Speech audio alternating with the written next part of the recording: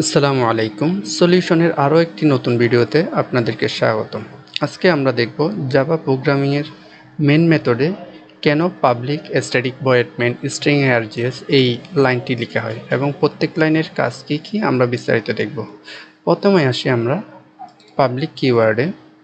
Public হচ্ছে Java প্রোগ্রামিংয়ের একটি access modifier. Java প্রোগ্রামিংয়ের মধ্যে 4টি অ্যাক্সেস মডিফায়ার রয়েছে। একটি হচ্ছে পাবলিক, প্রাইভেট, প্রোটেক্টেড এবং ডিফল্ট। তো অবশ্যই প্রাইভেট নাম শুনেই বুঝতে পারছেন, প্রাইভেট প্রোটেক্টেড নাম শুনেই বুঝতে পারছেন ইউজ করা হলে বাইরে থেকে আর কোনো কল করা সম্ভব হয় না, অন্য ক্লাস থেকে কল করা সম্ভব হয় না।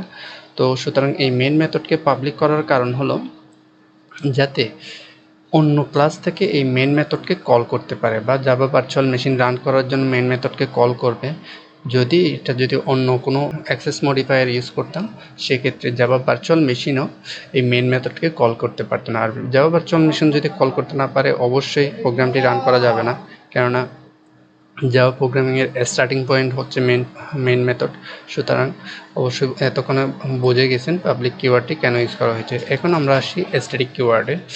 স্ট্যাটিক কিওয়ার্ড মেন মেথডে এই কারণেই ইউজ করা হয় যেন মেন মেথডকে কল করতে যাতে এই ক্লাসের, যেমন কি এটি ক্লাস হচ্ছে এক ক্লাসের অবজেক্ট ক্রিয়েট করতে না হয়। অর্থাৎ আমরা জানি স্ট্রিক্ট মেম্বাররা কখনো অবজেক্ট নিয়ে কাজ করে না। সুতরাং যদি এখানে স্ট্যাটিক কিওয়ার্ড ইউজ না করা হতো তাহলে মেন মেথডকে কল করার জন্য, অন্য ক্লাস থেকে মেন মেথডকে কল করার জন্য এক ক্লাসের অবজেক্ট ক্রিয়েট করতে হতো।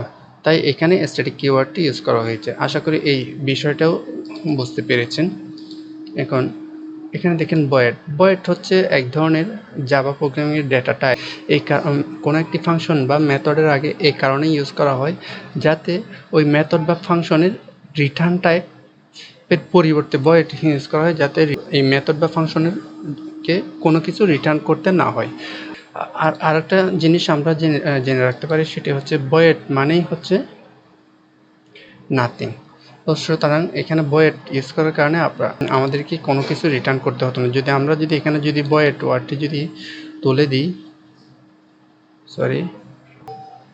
ভয়েড ওয়ার্ডটি যদি তুলে দিই, দেখুন এখানে এরর দেখাচ্ছে, অর্থাৎ রিটার্ন টাইপের জন্য এরর দেখাচ্ছে। এখানে যদি আমরা মেসেজটা দেখি, দেখুন return type for the method is missing.